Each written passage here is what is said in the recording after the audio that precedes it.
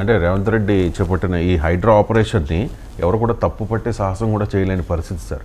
పార్టీల్లో కూడా భిన్నాభిప్రాయాలు వ్యక్తమవుతూ ఉన్నాయి మీరు చెప్తున్నట్టుగా. ఈటెల రాజేందర్ అపోజ్ చేస్తే రఘునందన్ రావు పాజిటివ్గా మాట్లాడారు. అలాగే Madhavaram Krishna Rao Kukatpally MLA, BRS MLA, ఆయన కూడా సపోర్ట్ చేస్తూ మాట్లాడారు. సో ఒకసారి 1 by 1 బైట్స్ విన్నాం సార్, ఒకసారి చెక్ చేయండి. ఈటెల రాజేందర్ బైట్. హైడ్రా గురించి, నీ అక్రమాల చిట్టాల గురించి, నీ దందాల గురించి నేను మాట్లాడుతుంది, కానీ సామాన్య ప్రజల్ని వేధించే భయభ్రాంతుల గురించి చేసేటువంటి పద్ధతులలో మీరు ఆలోచన చేస్తుందా రేవంత్ రెడ్డి అని చెప్పి అడుగుతూ ఉన్నాం. ఇవాళ నువ్వేదో అనుకుంటున్నావు, ఏదో స్వచ్ఛమైన నీతివంతమైన స్టబ్బన్గా ఉండే ఆఫీసర్ అని చెప్పి ఇవాళ కలెక్టర్ ఇవాళే కలెక్టర్ రాలే, అనాదిగా కలెక్టర్ ఉన్నారు అక్కడ. ఏ కలెక్టర్లు పర్మిషన్ ఇచ్చిండ్రు, ఏ జిహెచ్ఎంసీ పర్మిషన్ ఇచ్చింది, ఏ ఉడా పర్మిషన్ ఇచ్చింది, ఏ ఆఫీసర్ దాన్ని రిజిస్ట్రేషన్ చేసిండ్రు, ఇవన్నీ ఒక్క ఏళ్ళు చూపించే ప్రయత్నం చేస్తే 4 ఏళ్ళు చూపించాలనే విషయాన్ని మర్చిపోకు. ఆనాడు కూడా టీఆర్ఎస్ పార్టీ ప్రభుత్వం ఏర్పడిన నాడు అయ్యప్ప సొసైటీలో ఇట్లా ఇల్లు కూల్చేసే ప్రయత్నం చేసిండ్రు, 4 రోజులకి తూకం ముడిచిండ్రు. ఆ తదుపరి ఏం చేసిండ్రో ఆనాటి హైదరాబాద్ ప్రజానికానికి తెలుసు.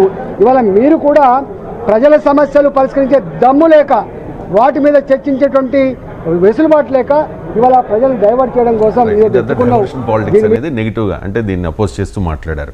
అలాగే హరీష్ రావు ఇది హైడ్రా అంతా కూడా హైడ్రామా అంటూ ఉన్నారు. హరీష్ రావు బయట చేస్తే దాని మీద అక్రమ కేసులు, అసలు దాడి చేస్తే మరి ఆధారాలు ఉండాలి కదా. ఏదో ఒక రకంగా మానసికంగా ఇబ్బంది పెట్టాలి, పొలిటికల్గా ఇబ్బంది పెట్టాలి, ఆర్థికంగా ఇబ్బంది పెట్టాలి అని రకరకాల కుట్రలకు రేవంత్ రెడ్డి గారి ప్రభుత్వం ఇవాళ ప్రయత్నం చేస్తూ ఉంది. అదేవిధంగా ఈ మధ్య హైడ్రాతో ఓ న్యాయం లేకుండా ఓ నోటీస్ ఇచ్చి నిజానిజాలు తెలుసుకొని తప్పుంటే కొట్టండి, వి సపోర్ట్. అంతెందుకు, పల్లారాజేశ్వర రెడ్డి గారి కాలేజీలో చెరువు భూమి కానీ ప్రభుత్వ భూమి కానీ ఒక్క ఇంచున్నా చెప్పండి, రాజేశ్వర రెడ్డి గారు 24 గంటలు కొట్టేస్తారు. కానీ మీరు ఏ రూల్స్ లేవు, ఏ నిబంధనలు లేవు, రాత్రి వచ్చి కొట్టమంటే ఇన్స్టిట్యూషన్స్ కొట్టద్దు కదా. దాని ఎఫెక్ట్ ఎవరి మీద పడితే అక్కడ.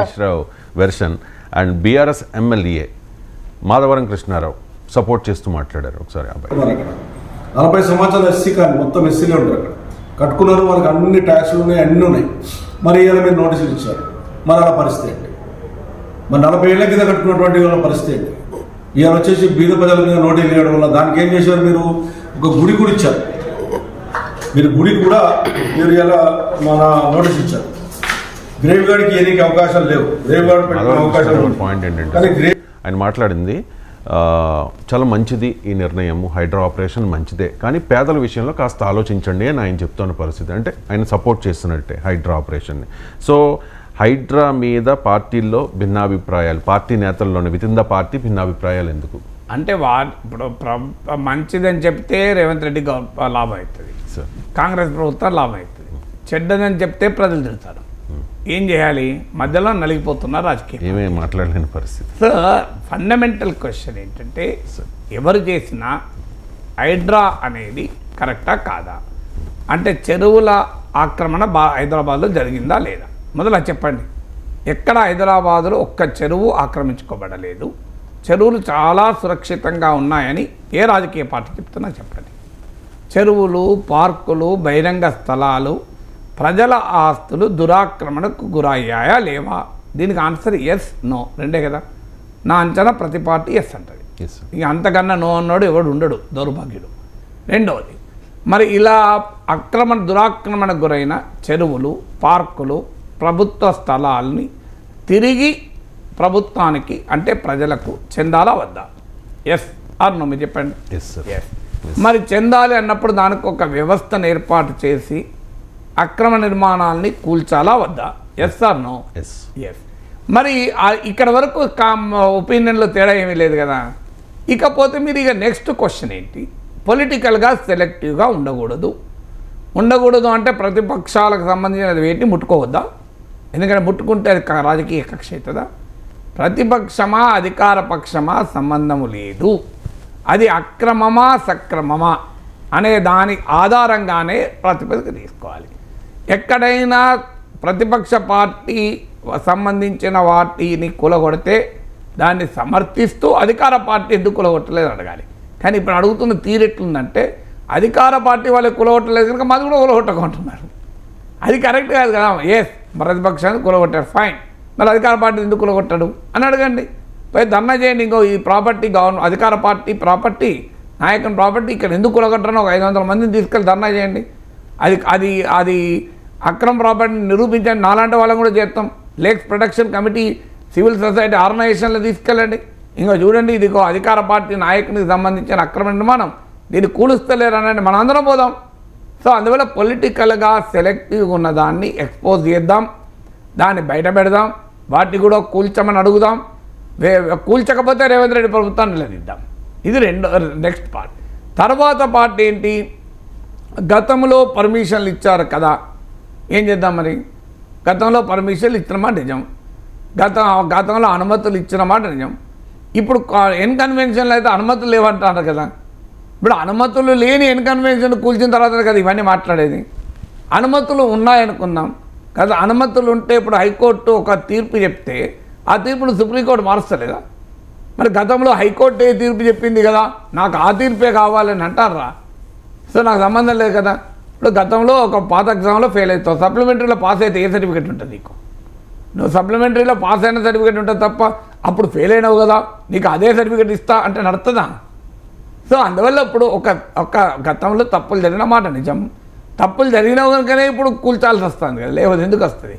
అందువల్ల ఆ అధికారులను ఏం చేస్తావు? ఇప్పుడు నేను అడిగాను నిన్న రంగనాథ్ను, వాళ్ళని ప్రాసిక్యూషన్ కూడా చేస్తామని చెప్పారు. ఒక హైడ్రాకో పోలీస్ స్టేషన్ కూడా ఇవ్వమని అడుగుతున్నాం. వీల్ ప్రాసిక్యూట్ దెమ్, అంటే అప్పుడు అనుమతులు ఇచ్చిన అధికారులను ప్రాసిక్యూట్ చేయాలి, అది అడుగుదాం. వాళ్ళపైన చర్యలు తీసుకోమని అడుగుదాం. సో దట్ భవిష్యత్తులో అనుమతులు ఇచ్చేటప్పుడు ఏ ఒత్తిళ్లు చేసినా కూడా అంత తొందరగా అధికారులు లొంగరు. అమ్మ ఇది మా మెడకే చుట్టుకుంటుంది అన్న భయం అని ఉంటుంది. సో అందువల్ల గతంలో అనుమతులు ఇచ్చారు గనక ఇప్పుడు కూల్చకూడదని అందామా, గతంలో అనుమతులు ఇచ్చిన వారిపై కూడా చర్యలు తీసుకుందామని అందామా? రెండిట్లో ఏదో ఒకటి అనాలి కదా. మరి గతంలో మీరే అనుమతులు ఇచ్చారు కదా అందుకే చర్యలు తీసుకోవద్దు, చెరువు దురాక్రమణ కానివ్వండి అనేది స్టాండా చెప్పాలి.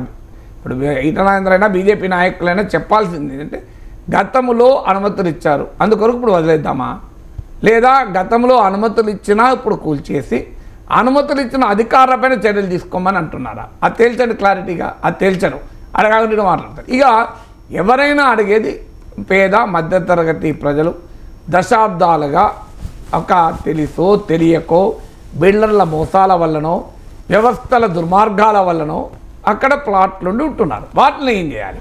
అక్కడ మాత్రం ఖచ్చితంగా మానవీయ కోణం ఉండాలి, అనుమానమే లేదు. నువ్వు రాత్రి 30 ఏళ్ళు 40 ఏళ్ళ నుంచి ఉంటున్న ఇల్లు కూలగొడతా అంటే అతను ఎక్కడికి పోతా? రోడ్డు మీదకి వస్తాడా? మామూలు విషయం కాదు. నేను అందుకే అది రంగనాథ్ నేను అడిగితే అసలు 100% వాటిని ముట్టుకోమన్నాడు. మీరు నా ఇంటర్వ్యూలు చూడండి కావాలంటే. 100% ముట్టుకోము, దానిపైన ప్రభుత్వం ఏదైనా పాలసీ ఇవ్వాలి చేసుకుంటుంది, మేము మాత్రం ఇప్పుడు ముట్టుకోము అని చెప్పాడు. అందువల్ల ఆ ఇష్యూ క్లియర్.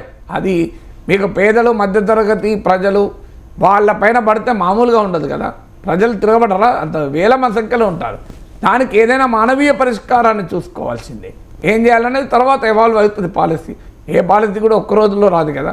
సో అందువల్ల హైడ్రా విషయంలో ప్రతిపక్షాలు ఇంత కన్ఫ్యూజన్ గందరగోళం ఉండటానికి కారణం అన్ని పార్టీల రాజకీయ నాయకులకు, వీళ్ళకు వాళ్ళకని కాదు, అన్ని పార్టీలలో ఉన్న రాజకీయ నాయకులకు ఈ వ్యవహారంతో సంబంధాలు ఉన్నాయి. కొంతమందికి, అందరికీ ఉన్నాయని నేను అంటలేదు, కొంతమందికి ఉన్నమాట నిజం. వాళ్ళు ఈ పార్టీ ఆ పార్టీతో సంబంధం లేదు, అన్ని పార్టీలు ఉన్నారు. పొలిటికల్ క్లాస్కు ఈ ల్యాండ్ గ్రాబింగ్కు చాలా దగ్గర సంబంధం ఉంది, అనుమానమే లేదు. ఈ పొలిటికల్ క్లాస్కు అక్రమమైన సంబంధం ఉంది. ఎప్పుడైనా నీకు రాజకీయంగానో ఇతరత్రానో పవర్ ఉన్నవాడే కదా అక్రమ నిర్మాణంతో అనుమతులు తెచ్చుకోగలడు. వేరేవాడు అక్రమ నిర్మాణాలతో అనుమతి తెచ్చుకోగలడా? సాధ్యం కూడా కాదు. సామాన్యుడైతే ఊకుంటారు, అధికారులు వాయించబడేరు. బలం ఉన్నోడు కనుకనే ఊకుంటారు.